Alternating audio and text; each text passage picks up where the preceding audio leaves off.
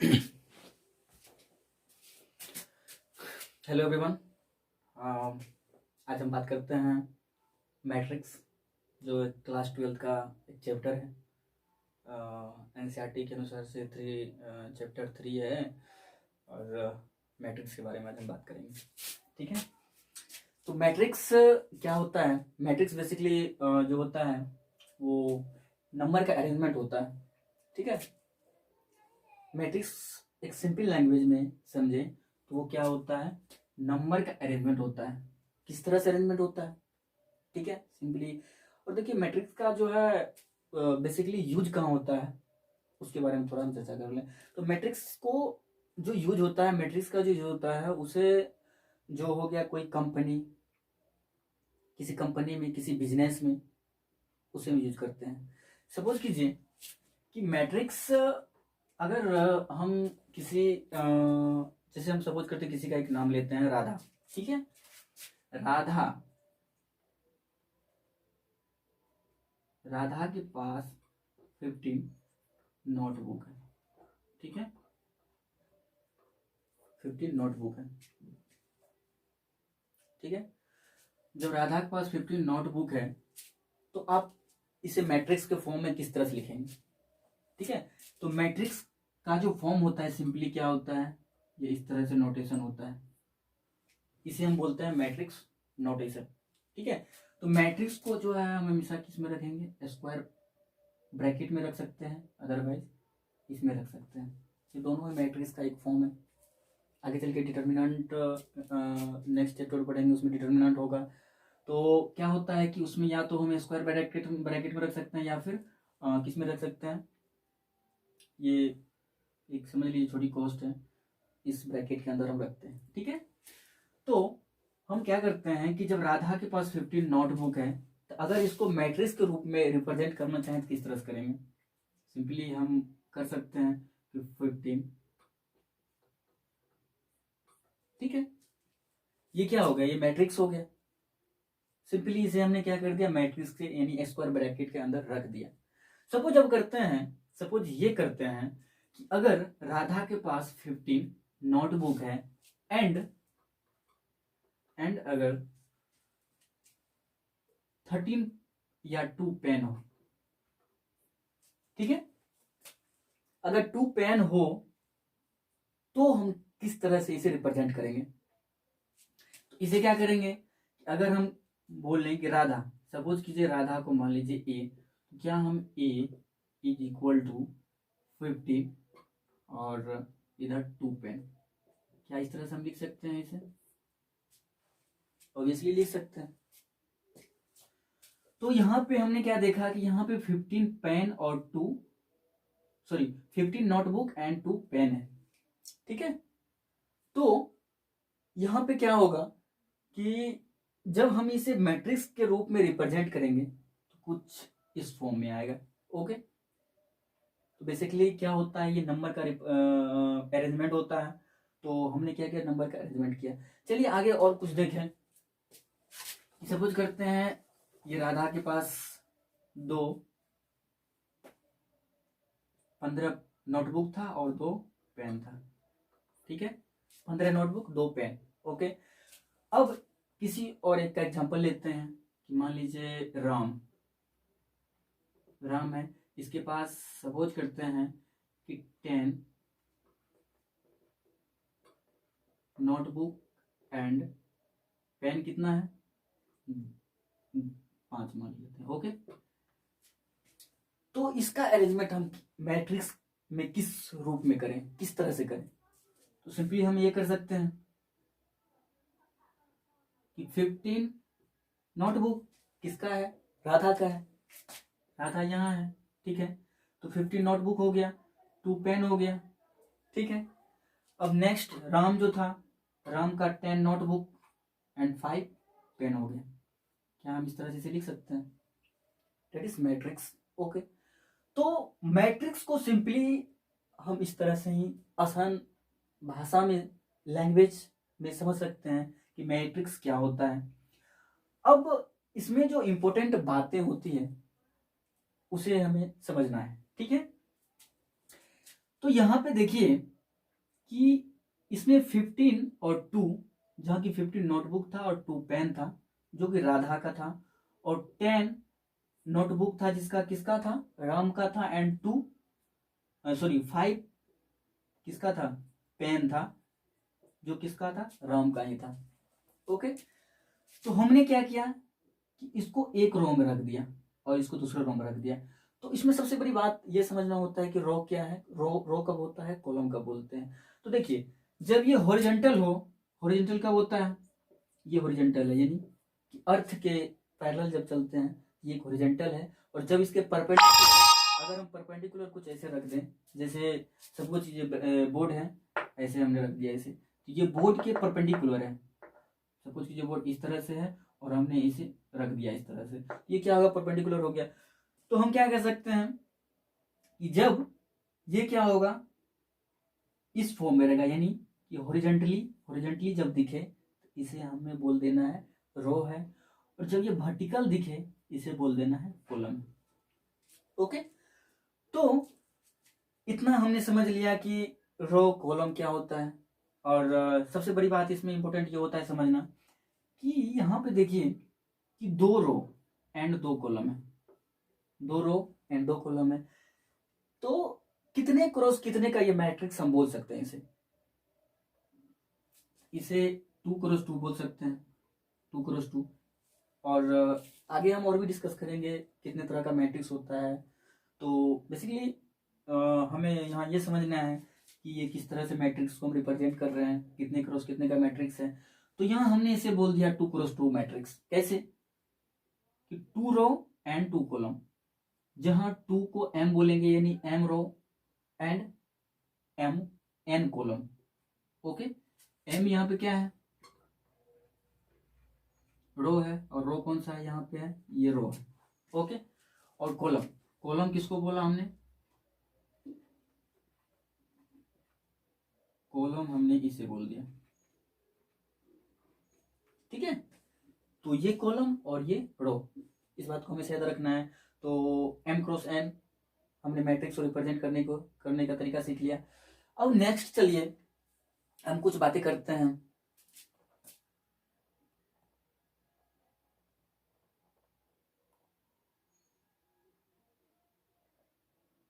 चलिए अब हम ये देखते हैं कि अगर कोई मैट्रिक्स, अगर ये क्वेश्चन में पूछ दे कि आप 2 क्रॉस 5 का एक मैट्रिक्स लिखिए, 5 क्रॉस 2 का एक मैट्रिक्स लिखिए, किस तरह से लिखते हैं उससे हम समझते हैं।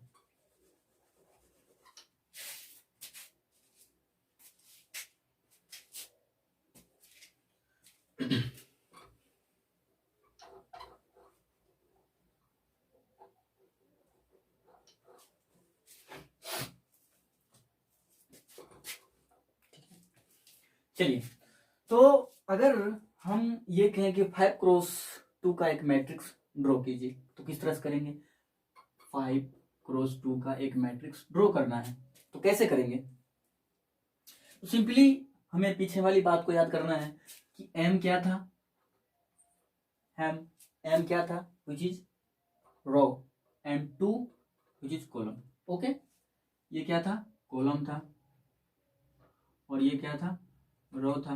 ठीक है, तो रो कॉलम, तो रो को किस तरह से रिप्रेजेंट करते हैं, इस बात को हमेशा याद रखना कि रो जो होता है वो पैरेलल टू अर्थ, यानी ये बोर्ड है इसके पैरेलल। तो डेट मीन्स अगर हम रो को रिप्रेजेंट करना चाहे तो मैट्रिक्स में कोई भी नंबर आप ले लें, 5 4 3 2 1, एंड 5 कितना है, 5 रो है एंड 2 कॉलम है, तो इतना नहीं होगा। इस बात को हमेशा याद रखना है कि कॉलम 2 ही होना है। ओके, 5 4 यानी फर्स्ट कॉलम ये हो गया, सेकेंड कॉलम ये हो गया। अगर एक भी एलिमेंट प्रेजेंट है तो उसमें भी हम ये डिक्लेयर कर सकते हैं कि कितने रो एंड कितने कॉलम है।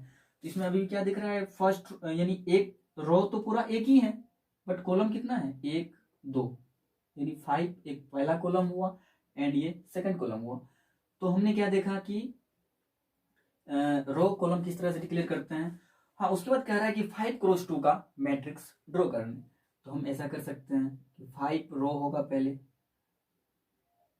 5 रो होगा, तो 2 कॉलम होगा, तो अगर यहाँ दे 2 3 7 8 9 5 1 2 3 4 एंड 1 7। ओके, ये क्या हो गया, एक मैट्रिक्स हो गया। यहाँ पे कितने रो हैं, 1 2 3 4 एंड 5। तो 5 रो दिख रहा है और कितने दिख रहा है, 2 कॉलम दिख रहा है। इस तरह से एक फर्स्ट कॉलम ये, सेकंड कॉलम ये, इसे बोलेंगे फर्स्ट, इसे बोलेंगे सेकंड कॉलम। और ये क्या है, ये फर्स्ट रो, उसी तरह से ये सेकंड रो, उसी तरह से ये थर्ड फोर्थ। ओके, और ये हो जाएगा फिफ्थ हो जाएगा। ठीक है, तो हमने इतना समझ लिया कि किस तरह से मैट्रिक्स को रिप्रेजेंट करते हैं। अगर कोई मैट्रिक्स ड्रॉ करने दे दी जाए तो किस तरह से हम ड्रॉ करेंगे।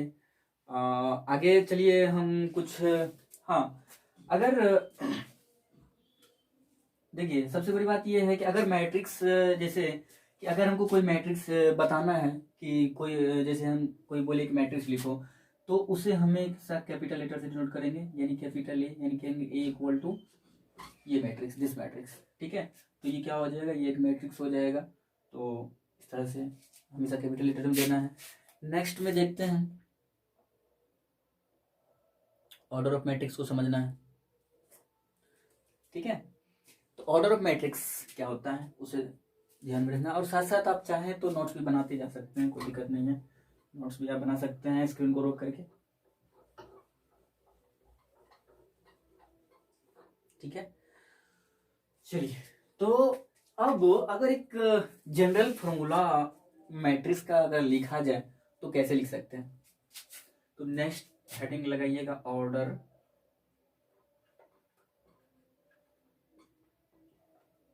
मैट्रिक्स। ठीक है, तो क्या हो जाएगा ऑर्डर ऑफ मैट्रिक्स। तो क्या होता है कि ऑर्डर तो कुछ भी हो सकता है, हम किसी भी ऑर्डर का मैट्रिक्स बना सकते हैं। तो जनरल फॉर्मूला जो होता है, यानी जनरल ट्रिक जो होता है, जनरल तरीका जो होता है वो ये होता है कि सपोज कीजिए कि A11 ये मैट्रिक्स का फर्स्ट एलिमेंट है, इसे क्या बोलिएगा, रो या कॉलम। अगर आप समझ रहे हो तो हमें कमेंट बॉक्स में जरूर बताना कि ये रो है या कॉलम, क्या बोलेंगे इसे। ठीक है, तो चलिए, तो A11 ये फर्स्ट एलिमेंट हो गया। चलिए, ऐसे अगर आप आगे लिखेंगे तो क्या लिखेंगे, हाँ, A12, ठीक है, A12 A13, ऐसे डॉट डॉट डॉट करके हम क्या लिख सकते हैं, A1N। तो हमने क्या बताया था कि फर्स्ट वाले को हम क्या बोल रहे हैं, यानी कि जब ये पूरा एक लाइन में हमने लिख दिया इसे, तो क्या बोल रहे हैं, इसे रो बोल रहे हैं, रो बोल रहे हैं, क्योंकि हम कितना भी लंबा रो लेके जा सकते हैं। बट हमें ये तो पता है कि कॉलम ये फर्स्ट होगा, ये सेकंड होगा, ये थर्ड होगा, ये फोर्थ कॉलम होगा। ओके,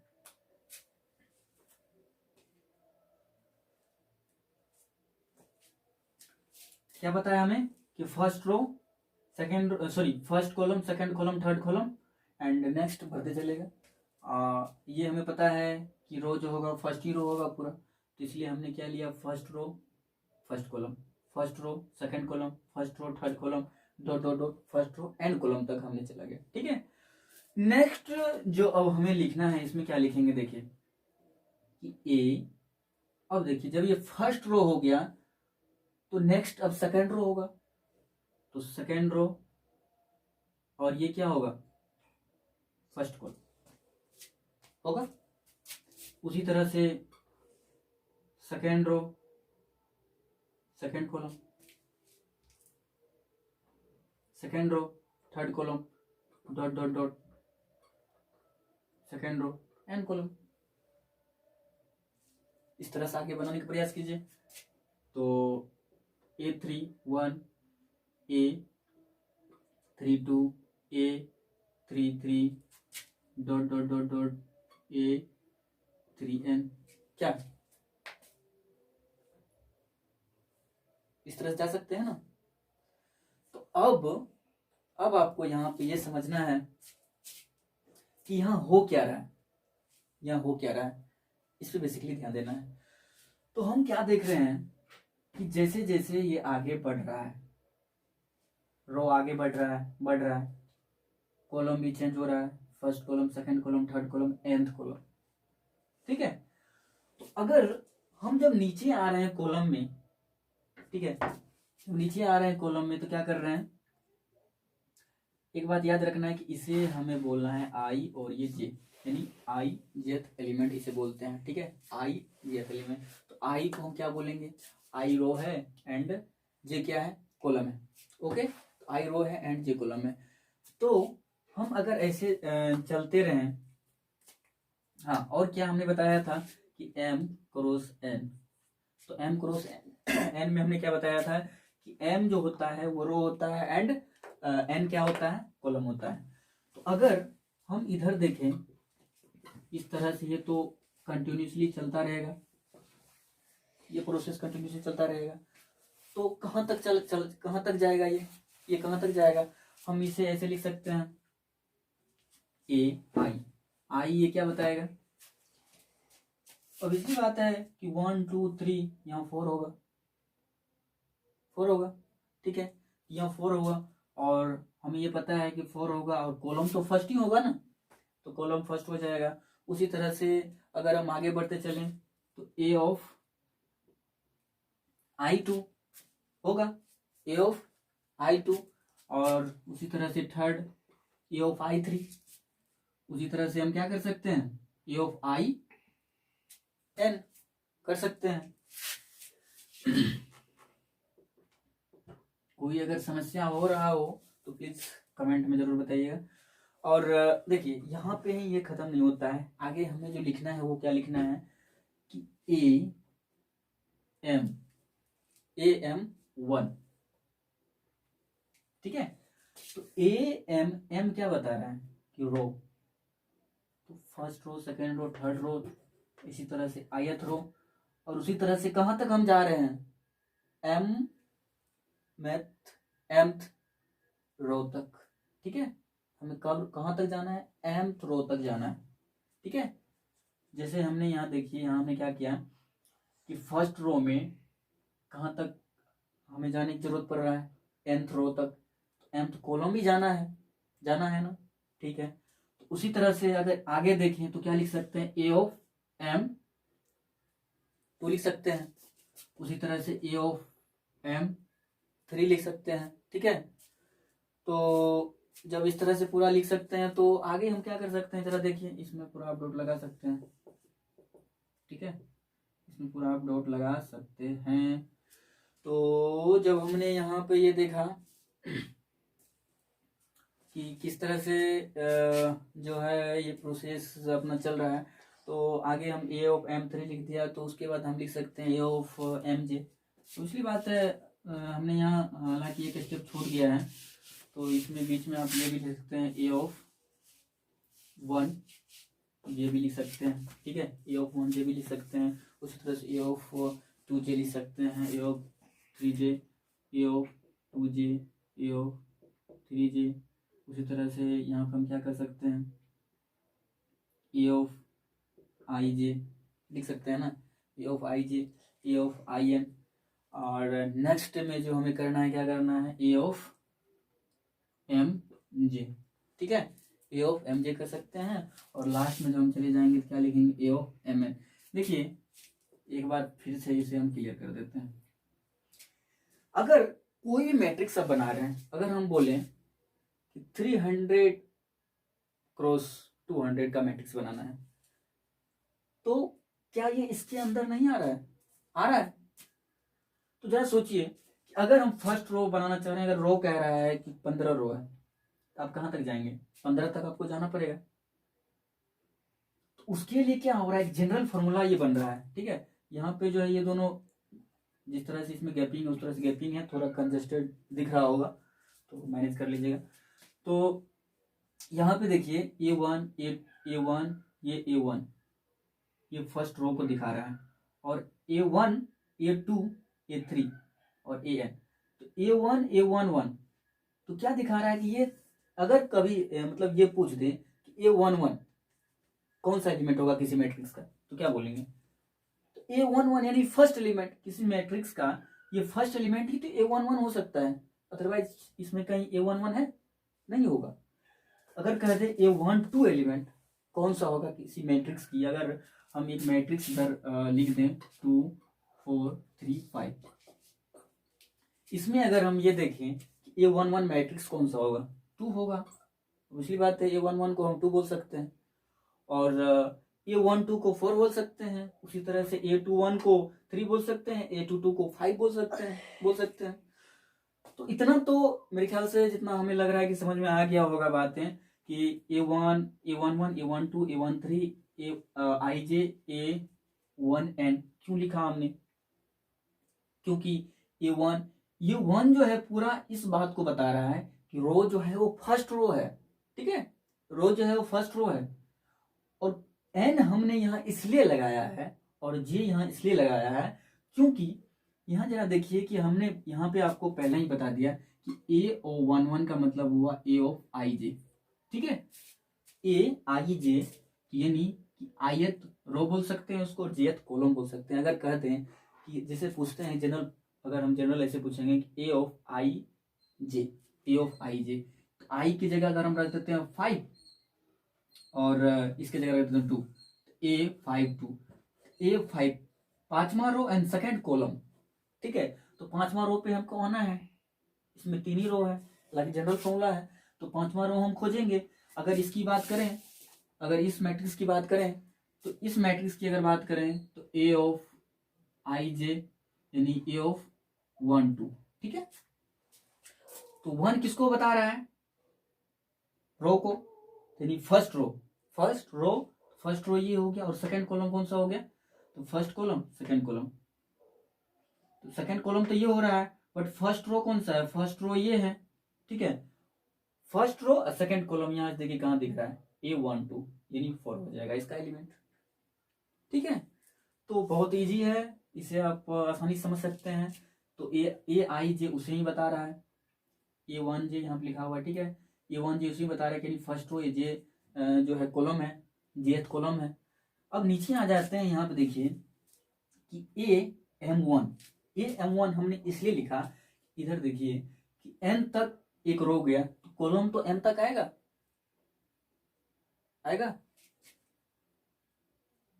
तो सॉरी ये जो है m भी रो को ही बता रहा है, ठीक है, m भी रो को ही बता रहा है, तो n जो है कॉलम को बता रहा है।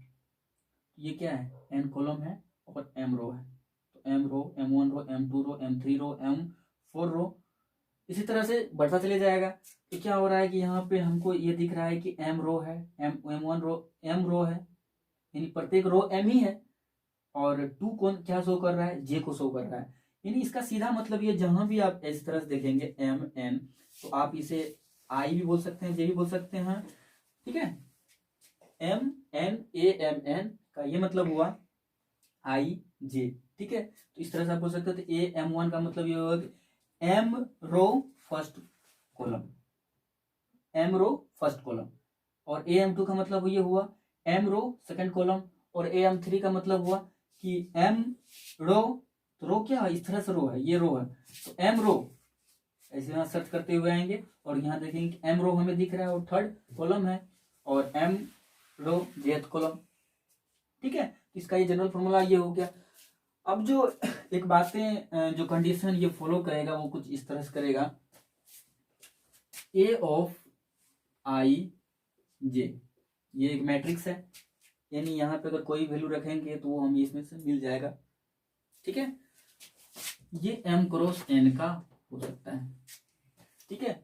जब ये m क्रॉस n का हो सकता है तो 1 जो होगा वो क्या होगा, 1 जो होगा हमेशा वो i से लेस होगा। i किसको बताता है, रो को बताता है, यानी रो जो होगा हमेशा इसके इक्वल ही होगा, 1 से तो छोटा हो नहीं सकता, अगर 1 से कम होगा तो हम उसे तो रो कहेंगे ही नहीं।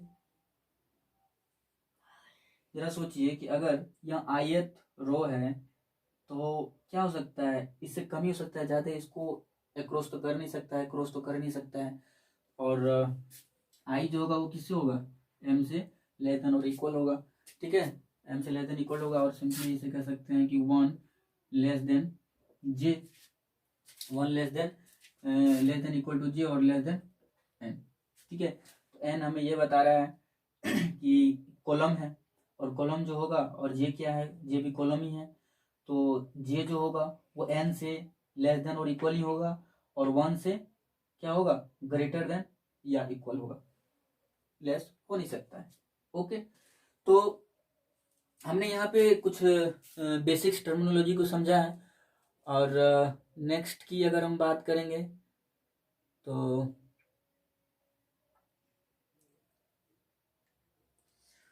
तो आप लोग को सिंपली इतना ही बातें को याद रखना है।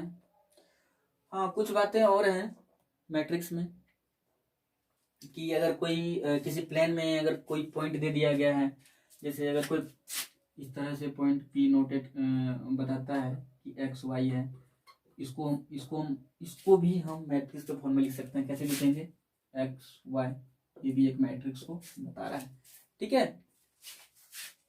इसके जगह आप कोई पॉइंट ले सकते हैं, जैसे हम बोल दें P01, ये इसको this can be also written in the form of matrix, यानी 0 1, ठीक है। तो इसे हम ऐसे भी लिख सकते हैं। ये कोई जरूरी नहीं है कि आप ऐसे ही लिख सकते हैं, इसे आप ऐसे भी लिख सकते हैं। आगे कंडीशन में बताया जाएगा कि कब आप वर्टिकली लिख सकते हैं, कब आप हॉरिजॉन्टली लिख सकते हैं, ठीक है। तो चलिए नेक्स्ट वीडियो में हम और भी कुछ डिटेल में बात करेंगे। इसका 2-3 वीडियो बन सकता है, क्योंकि चैप्टर थोड़ा लंबा है। तो चलिए ठीक है, अच्छा लगे तो